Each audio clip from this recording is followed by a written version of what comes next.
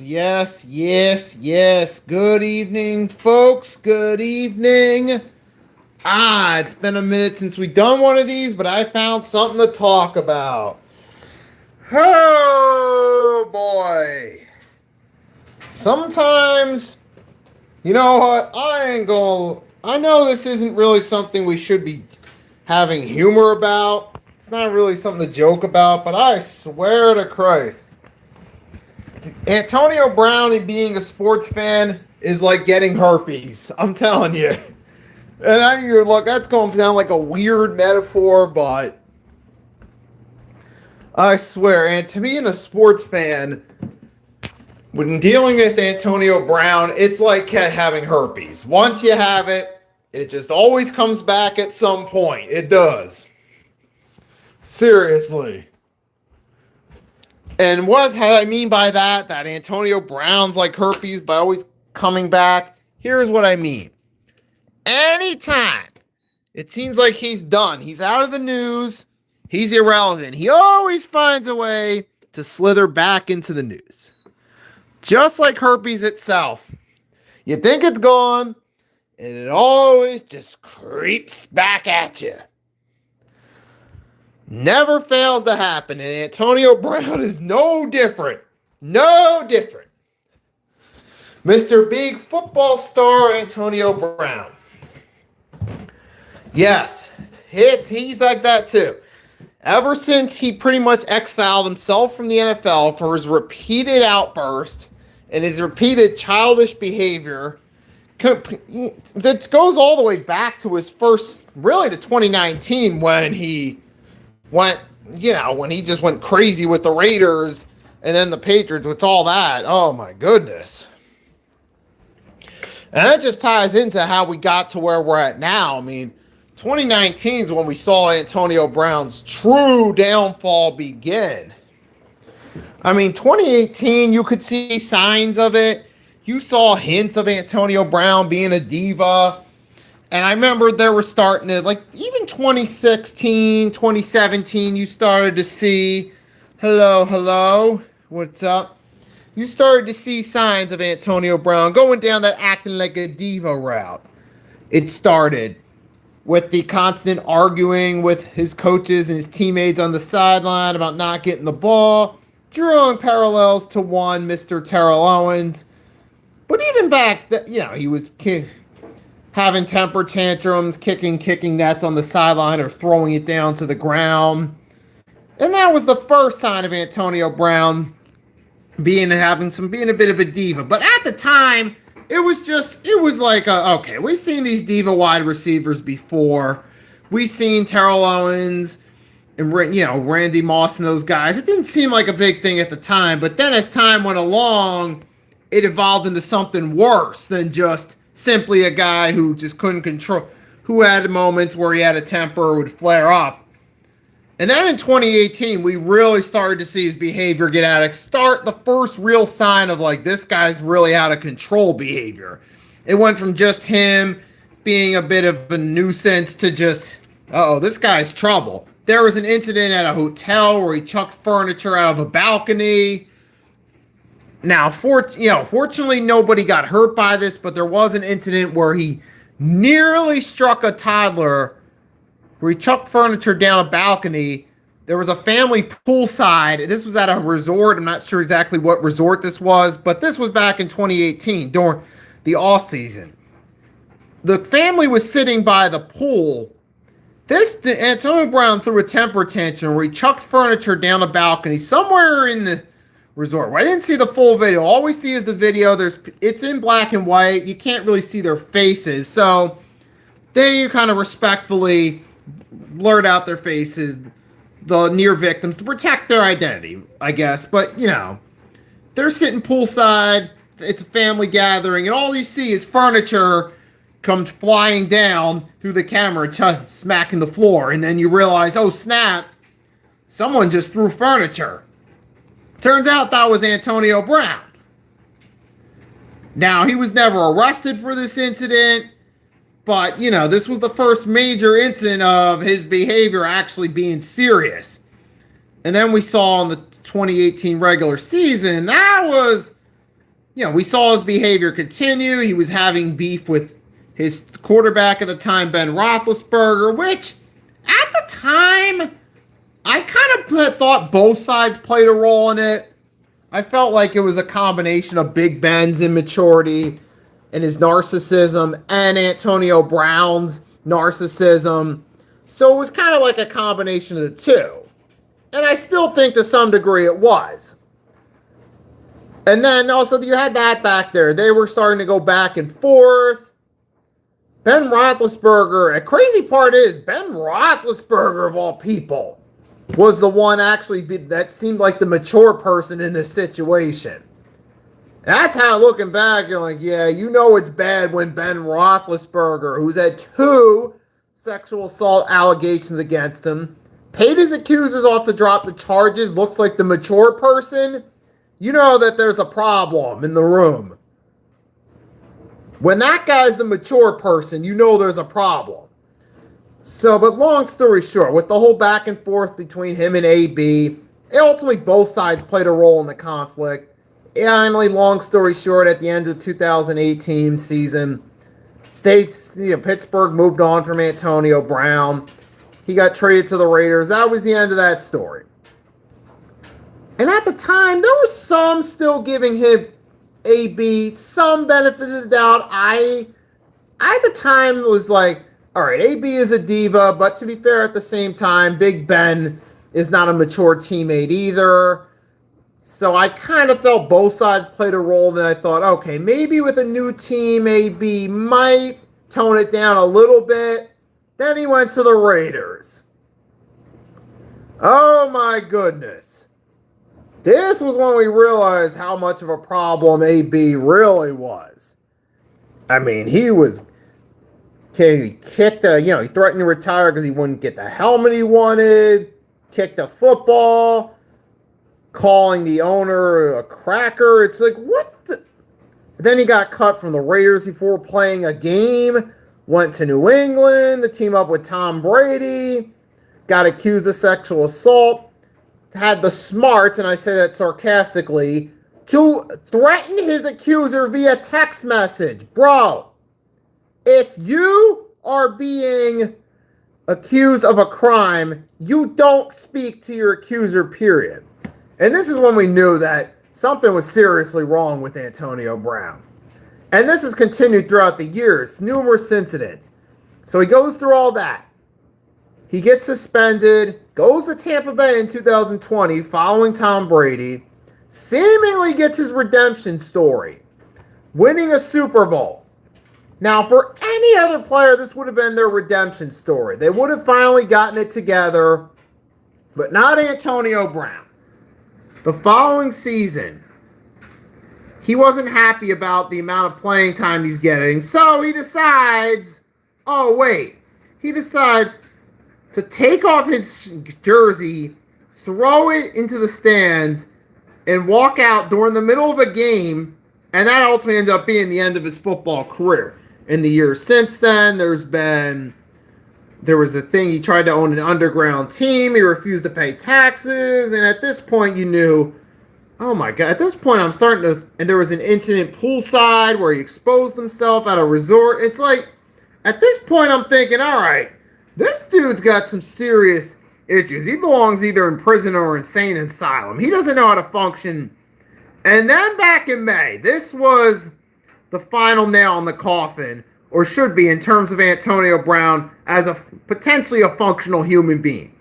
While leaving a celebrity boxing match down in Florida, he decided to pull out a gun. It's clear on videotape. This videotape was released months ago.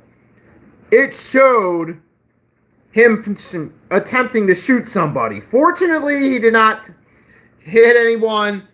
So fortunately, everyone's all right. But the fact that he tried that, that's clearly attempted murder, and he's now finally being brought up on charges on it. So long story short, that's the Antonio Brown cycle in a nutshell, to quickly recap it. I mean, it's crazy because this is a guy who a decade ago was considered amongst the top receivers in the NFL back in 2015, alongside, say, DeAndre Hopkins, Andre Johnson, Remember, A.J. Green was a top receiver at the time. Deshaun Jackson was still kind of a top receiver at the time.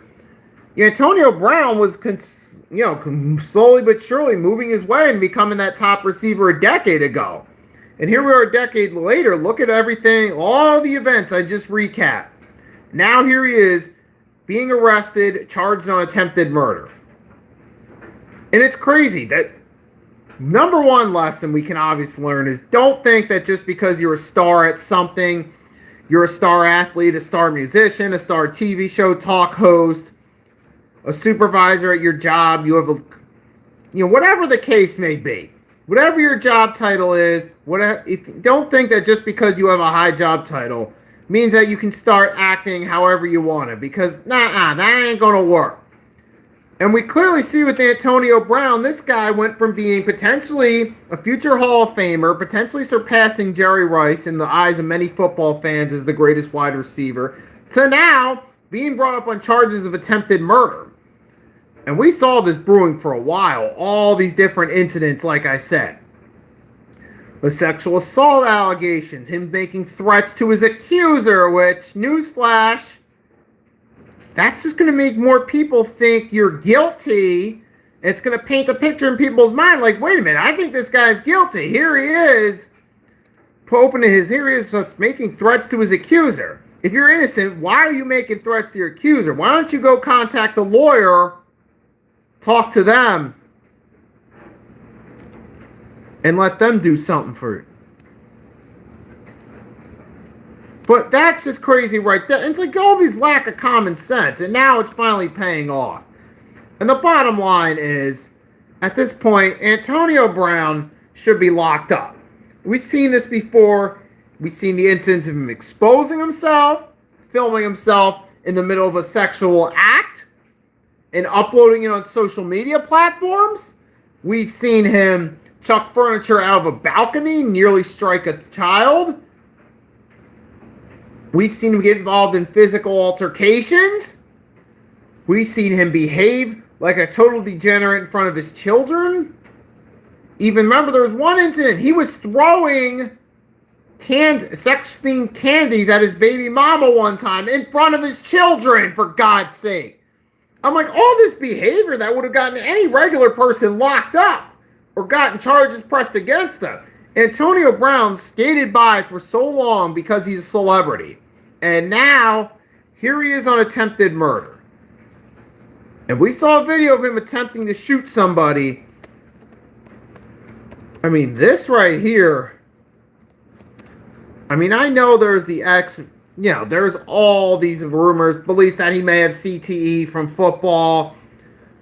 But here he was, but Antonio Brown, that more recent one, we saw him in a physical fight first, and then we see him attempt to pull a gun. It's like, this guy right here is clearly, he doesn't know how to function in a regular society. And him getting brought up on charges, potentially facing jail time, this honestly should have happened a long time ago. And now, here we are now, and it's been revealed he's going to stand trial for this. And this is Antonio Brown's chickens coming home to roost for all his crazy behavior over the years. All of it. But that's what happens, though, when you have such an unhealthy fascination with your health, with yourself. Such a high belief that you're better than everyone. I mean, that's unfortunately what Antonio Brown has allowed himself to do. He's gotten to that point where he thought he could do no wrong. He thought that his fame made him invincible, that he could behave any sort of way he wanted to.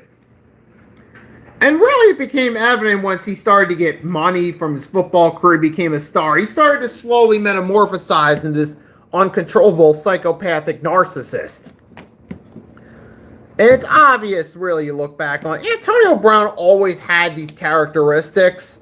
But once he started to get his fame, he started to act it out because he felt like he had the leverage to. And that's what started happening. And now it's gotten to the point where he's made shootings, and he will stand trial for that incident. And I'm hoping at this point I mean, Antonio Brown's got to get locked up. When you look at his history of bizarre behavior and always cause stirring up trouble, this man has to serve jail time. His celebrity should not get him out of this. But the sad part is, it might to some degree. Even if he does end up getting convicted and serving jail time, he might get a lighter sentence than most people would for attempted murder. And the reason I say that is obvious, because Antonio Brown's a celebrity. He's a professional athlete. That's why. So sadly, Antonio Brown might end up getting might get a lighter jail sentence, even if he does get one. He might get something like 3, 4, 5 years, or kind of like Michael Vick, where he only got a handful of years for his involvement in dogfighting, or Mike Tyson back in the 90s when convicted of sexual assault. He only got 5 years because these were popular superstars, because they had a ton of money. And the same thing might happen with Antonio Brown here. We don't know yet because we're just learning the news that he's going to stand trial today. But regardless of what the end result is, that's going to be a while away. Antonio Brown should at least serve some jail time for this. Especially when you look at this man's history of violence and irrational behavior, not just on the field, but off the field, outside of his sport, outside of his bread and butter where he made his money. The bottom line is, Antonio Brown can't function in a normal society.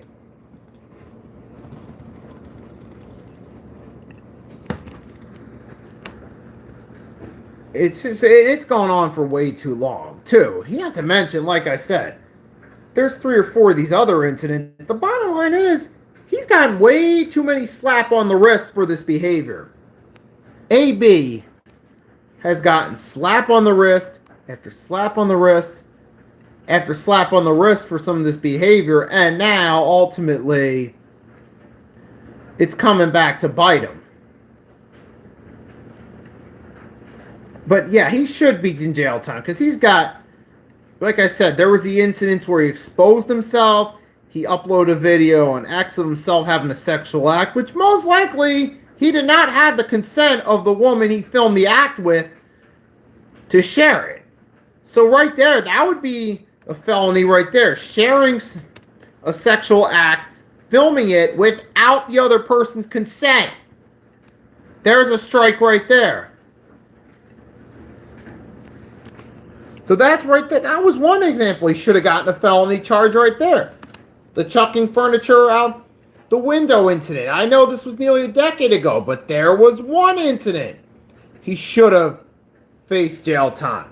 The whole sexual assault indicating with what was her name? I can't remember the woman's name, but there was that incident. Him threatening his accuser. I mean, this is a guy.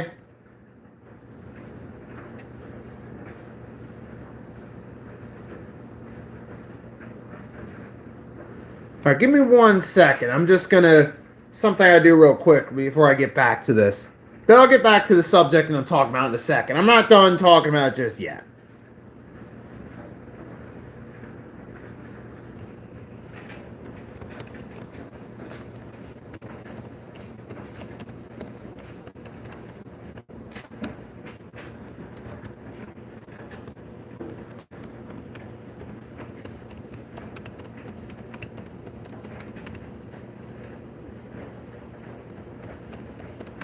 Give me 1 second. I'm just typing a message real quick. It's something YouTube related. It's just something involving a different YouTuber. All right, now I'm back to it. All right.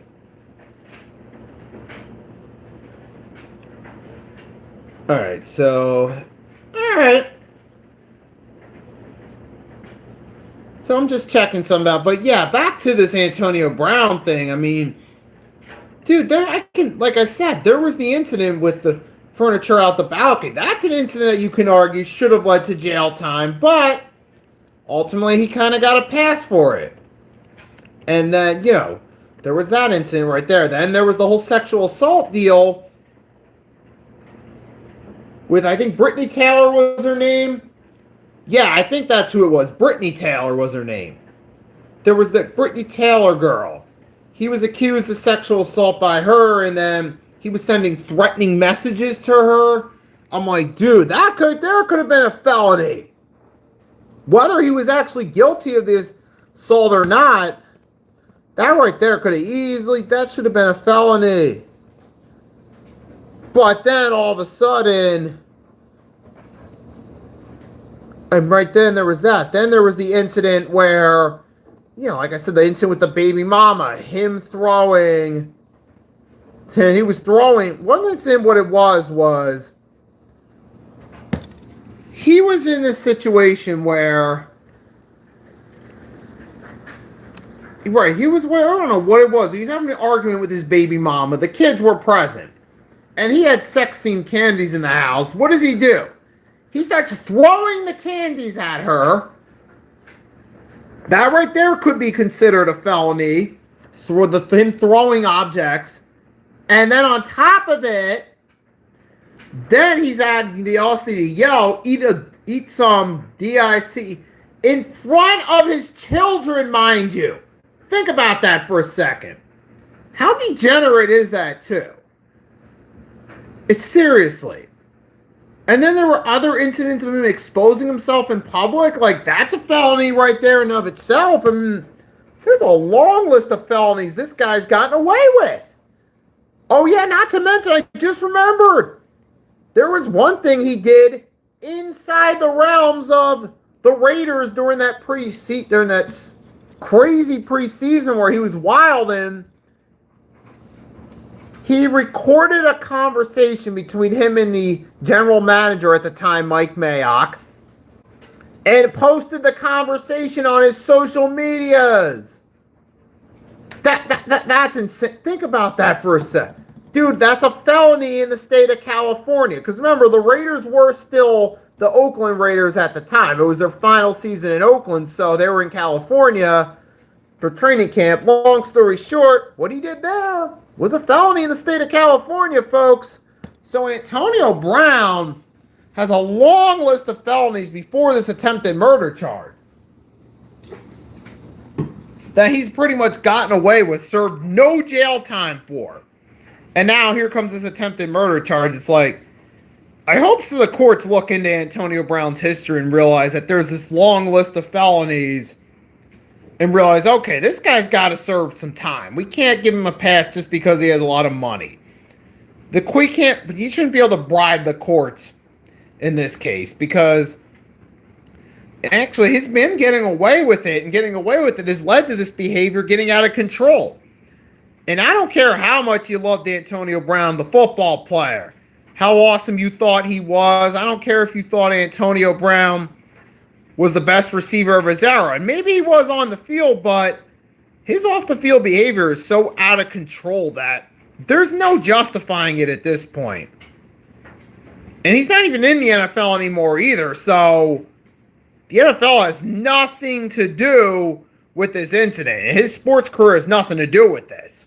This has to do with the man's personal life, and in this case, it's more important than anything involved in his football career. So, at this point, dude, the man's got to be locked up. So, I'm on that school of thought of, look, just lock Antonio Brown up, move on. Now we're going to get, now I'm done talking about a felony related to an athlete that happened outside their sport, that had no implications on the sport itself. All I'm going to say is let's just wait, see how it plays out. We'll revisit this subject another time. Now I'm going to visit a subject that involves professional athletes and crimes, but these crimes do have some direct involvement in the sport itself, and that's the NBA scandal. And this is where it all went down. So what happened was Antonio Brown. So wait, now we're moving gears. We're talking about the NBA poker scandal. And a lot of basketball players were caught up in illegal poker games. Some of them retired players. Actually, three of them specifically were retired. Three main names were Damon Jones. Actually, four of them. You have Damon Jones, right, who was a former assistant coach and a former player for the Cleveland Cavaliers. You also had Gilbert Arenas, Agent Zero, who was one of the main guys. He was the first guy arrested in this whole ordeal. And he eventually made bond on this. And then a few months after, because Gilbert Arenas is still doing his show. He's still out there just talking about basketball, not really saying much about. He's not really on this podcast alerting his fans, keeping his fans updated on what's going on with his life now. I mean, it's obvious this dude made bail.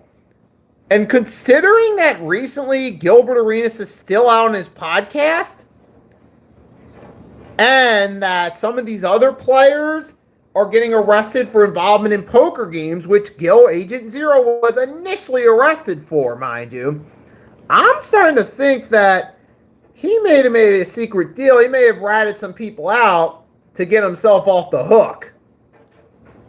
He maybe used some of his bank account to pay off for, use some of those millions he had from his NBA earnings and used it to pay off, pay his way out of trouble, probably ratted out some of the other players he had connections with involved in these games, such as Chauncey Billups, the former player and head coach, the now former head coach of the Portland Trailblazers. Now it's, what's his name? Who's the interim coach? Tiago Splitta, the guy who was on he was a role player on the San Antonio Spurs during one of those runs with Duncan, Ginobili, and Parker. Basically, Tiago Splitta was there for one of those runs in uniform. I'll put it that way. He didn't really contribute much, but he contributed because he was there in uniform. Kind of the way Adam Morrison contributed to those Lakers, for that Lakers final win in 2010, just by being in a Lakers uniform. So, it's but long story short, Chauncey Billups was the head coach of the Blazers. Now he's out because he got arrested on this right here. And then the other notable one was actually active players. So I stand corrected, 3 former players, 1 active. Terry Rozier, who was on the Miami Heat at the time. He's obviously hasn't been on the court for Miami to start the season because of this. Norman Powell went to them. He's now the main guy there. But yeah, this is a whole cluster, and this whole situation is just absolute. It's a train wreck. Put it that way.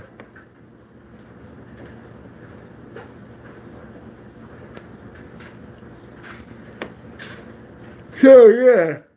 Now, the real difference is between the first story and this story actually affects the sport of basketball more directly than Antonio Brown. And with his whole situation has nothing to do, the legal issues had nothing to do with football itself. This poker gambling scandal, it actually affects basketball itself. More specifically, it affects the integrity of the sport. So it's not just a matter of, oh boy, oh no, these players are committing crimes. Well, Antonio Brown, he committed some crimes, but his crimes didn't directly affect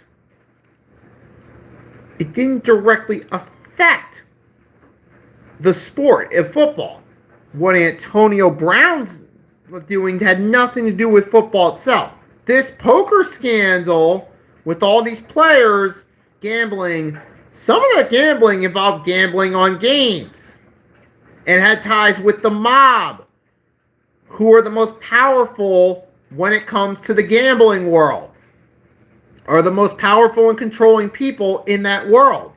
Yes, even in 2025, the mob still exists, folks. So guess what?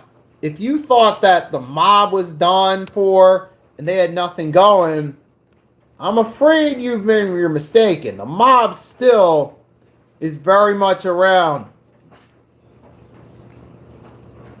So trust me, they still around. The mob still be here, brother. And in this case, they taking full swing and controlling these poker games. And some of these basketball players be getting involved, and that's they're gambling on basketball games itself. And some of these bets went as far as to reach some players and coaches. No, so far we know Terry Rozier has been reached. Terry Rozier, who's an active player, got caught up in this. If you don't think that had any influence, some of the bets they were making had any influence on Terry Rozier's playing time, lack of playing time, effort in games, think again. And I'm sure Terry Rozier isn't the only one. Now, so far, we know that there wasn't any specifics. I haven't seen any specifics yet about games that these guys rigged or may have potentially rigged. But I do know, one thing I do know, though, is that they have apparently, there are reports that there were bets made on games involving teams like the Miami Heat, the Charlotte Hornets, and Toronto Raptors. And this went on for nearly a 2-year stretch. So obviously that had an influence. If you look at those three teams specifically, you look at some of their games, it's pretty obvious. Yeah, some of these guys may have influenced the outcome of some of those games indirectly. That may have led to players pulling themselves from games, players intentionally missing shots, players missing games with fabricated injuries to try to influence the bet lines and influence the final results of these bets. So obviously, you can see how this is a problem. And then now, this is actually affecting the integrity of the game, too. Because here you are, you're talking about a situation where you're dealing with, I mean, sports itself already has a reputation of potentially being fixed. There's already, people that have rumors. Yeah, there's rumors about, this is fixed, this is fixed, this is fixed, this is fixed. It's all out there. So, that's already there, and that's already a concern. So the integrity of the game already has its concerns. So that's already a big question right there. So with that in mind, now on top of that, now you have these stories coming out. These stories that these players played in poker games and that some of the teams knew about this. Maybe there were players and that the Terry Rozier, an active player, was involved. You got to wonder, who else may be involved in this? Who else is involved in this? Is a guy, and how long has this been going on for? We know this started in 2023, but you got to wonder, does this go back even before then? Does this go back to, say, maybe 2000, does this go back to 2020, 21, 22? And especially, who knows? And like I said, these are the people that were named so far. Damon Jones, Chauncey Billups. Yeah, so Damon Jones, Chauncey Billups. You also got, like I said, Damon Jones, Terry Rozier. And I'm thinking, yeah, those guys right there. Who else might be involved? I'm not going to name drop because I don't know. And I don't want to just put names out there and accuse people of acts that I have no proof they could have committed. But you got to wonder, are there active NBA players involved in this? Did this encourage players to pull themselves from games at moments? Is it possible that maybe there was a bet where a player, or there was a parlay, there was a bet involved in this where for a player to get 12 rebounds? Maybe the player pulled themselves at 11 to influence the results. I don't know the specifics yet, but that's something you got to wonder. And I know recently that Damon Jones has pleaded not guilty. So he's entered a not guilty plea. That was the big breaking news because he's in court now. And all these guys involved has separate court dates. I know Chauncey Billups has some court dates later on coming up for his involvement in this. Oh, he's going to be late this month in the East District Court in New York. He's going to be charged. He's charged on wire fraud, conspiracy, and money laundering. Now, Damon Jones, like to see, he's at his court date. Now, I want to see, does Gilbert Arenas have a court date at all? Because I don't. All right, so let me see. Gilbert Arenas has faced federal charges for operating illegal gambling business in his California home between September 21 and July 2022. So this goes back even longer than 2023. This illegal gambling business started in September of 2021 with Gilbert Arenas. And he pleaded not guilty on 3 accounts. The first, the account of illegal gambling, conspiracy for the illegal gambling, one count of operating the business, and a count of making false statements to a federal investigator was the third one. His trial was scheduled for September 23rd, but considering that these arrests were made, I'm starting to wonder now. Did Gilbert Arenas potentially snitch some people out to try to get off? I'm starting to think that might be the case, that Gilbert Arenas snitched some people out. Isn't it ironic that he was the first one arrested? It seems like he's being pushed back on, and then all of a sudden all these other guys are getting arrested. A lot of these other former basketball, or in Terry Rozier's case, current basketball player, Chauncey Billups' current coach, former player, get arrested shortly after Gilbert Arenas was involved in this. Isn't that interesting? I'm thinking that he probably dropped some names and probably either he probably knows he's going down and he's like, you know what, if I'm going down, I'm snitching everyone else and I'm taking them down with me. Or maybe he made a deal to try to reduce his sentence or try to hold off his trial. I don't know. But I do believe, though, Gilbert Arenas, in some way, shape, or form, was involved in dropping some names. I definitely believe that. The fact that he's the first one spoken to and everything comes out after it. Now, I'm going to make a comparison here to a different sport. Even though this is an entirely different situation, Gilbert Arenas is kind of turning into the basketball/NBA's Jose Canseco. For those of you that don't know, Jose Canseco was a baseball player. He was a star at first back in the 90s. Then he started to get involved in gambling. You know, he was one of the original steroid users, and he got a long list of troubles and pretty much destroyed his own career. Gilbert Arenas, you guys remember him in the NBA. He was a star in the 2000s. He had some troubles with bringing guns to practice. He got suspended for a whole season. After that, his career took a nosedive. He wasn't the same player anymore. And then he was only in the league for a few more years before he was done. And not only that, but his popularity took a huge hit when he came back. But there's the first parallel. The second one was Jose Canseco did his book called Baseball Juiced. And in that book, he named several other baseball players that were on steroids, along with admitting that he took them. Now, granted, that's a different situation, but the thing was, Canseco was a former player, star, went crazy, his career fell off the map.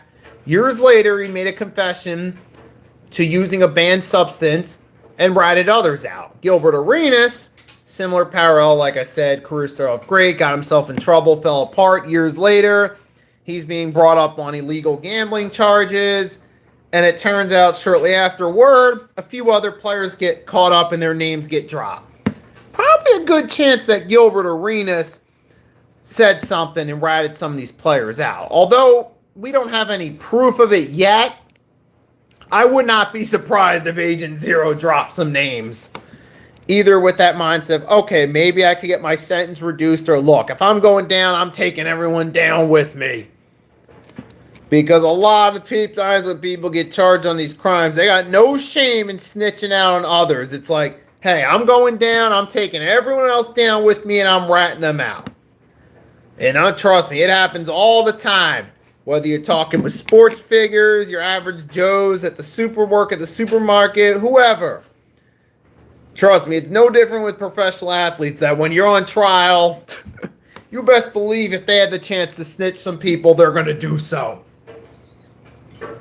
And I'm confident that Gilbert Arenas certainly dropped a few names in this case. And this is going to be the trial of the decade so far as professional sports goes, because this is going to play out. You know this is. Especially when you got numerous names involved. This is going to be the modern day baseball. This is going to be like the baseball steroid scandal, but bigger possibly. Over time, you're going to hear more information come out. You're going to see more people on court. You already had Damon Jones today, one of the players involved, plead not guilty. Now, does that not guilty plea mean he's going to get off? Not necessarily, but he has pleaded not guilty. He's going to try to get himself off. And then we got Chauncey Billups coming later this month. And then you got a few more in December. So these guys are all going on trial.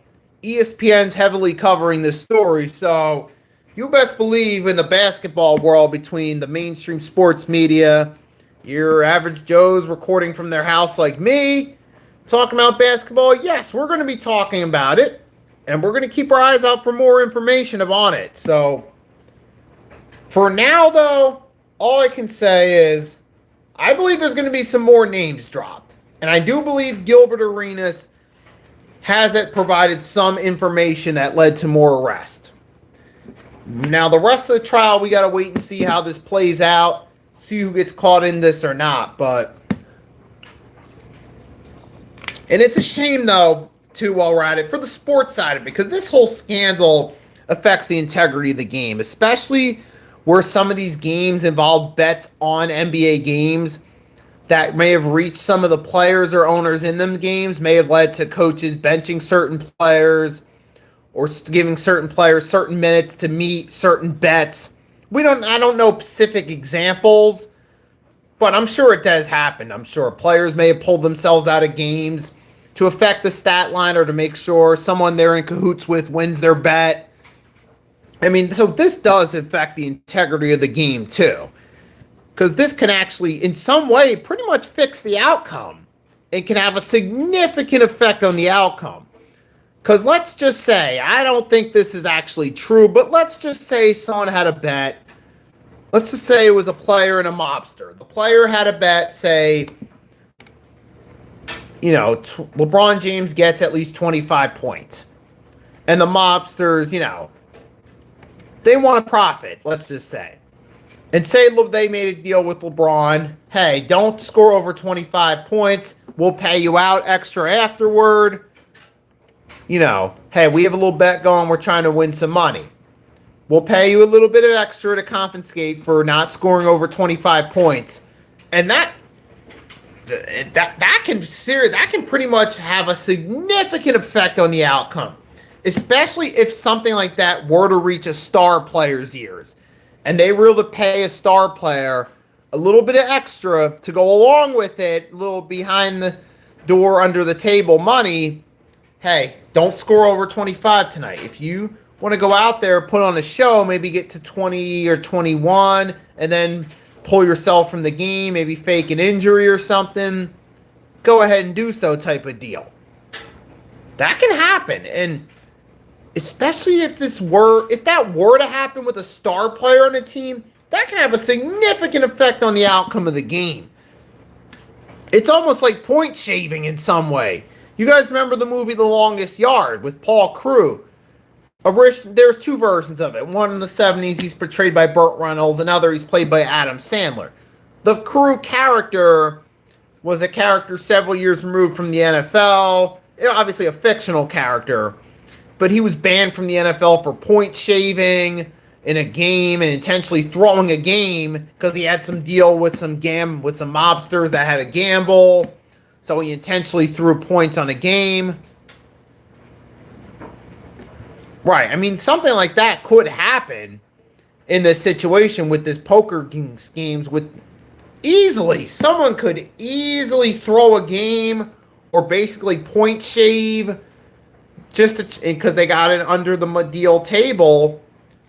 table deal for some extra money to throw the game. So this has a significant effect on the integrity of the game. And not to mention, you're talking about an NBA. They've already had one major scandal in their history. Remember Tim Donaghy, the referee? Tim Donaghy was involved in a gambling scandal. He was thrown in jail for it. He, while an active referee, was gambling on games, and more specifically gambling on games he officiated. You don't think that Donaghy's calls, you really think Donaghy was going to call a fair game if he's gambling on the same game he's officiating in? You really think he's going to call a fair game? No. Of course not. He's going to call it in favor of his bet. And Donaghy claims that one of his bets was on that now infamous Los Angeles Lakers Sacramento Kings Game 6, where, to say the least, some of the officiating was questionable. You have that one right there. And so you have that incident right there. And there were possibly other games that Donaghy had bets on that we don't know about. And think about how that Lakers-Kings game historically affected the NBA. The Sacramento Kings went in that series, that Game 6, up 3-2. They ended up losing. It forced the Game 7. Lakers win Game 7. Then they win the NBA Finals, get the three-peat. If that game hadn't been fixed, and say the officiating wasn't so blatant in favor of the Lakers, and say the Kings won that game, Kings would have won the series. They would have probably gone to the NBA Finals, and most likely they would have beaten the New Jersey Nets too. The Lakers beat them, and the Kings matched up better against the Lakers than the Nets, so I bet you the Sacramento Kings with Chris Webber, Peja, Vlade Divac, Mike Bibby, they probably, and Hedo Turkoglu, I bet your ass they would have probably won that Finals. And we wouldn't have gotten a Kobe Shaq three-peat. So that would have completely altered the course of NBA history. If that bet hadn't been made and the Sacramento Kings won Game 6. So there's one example of how the gambling scandal with the referees significantly altered the course of NBA history.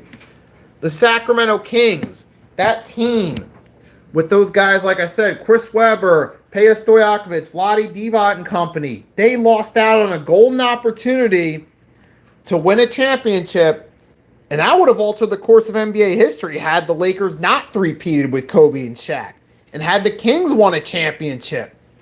Maybe they would have kept the core together a little bit longer. Maybe that core with Peja, Vlade Divac, and that team would have lasted. Chris Webber, maybe they would have kept those guys together a little longer.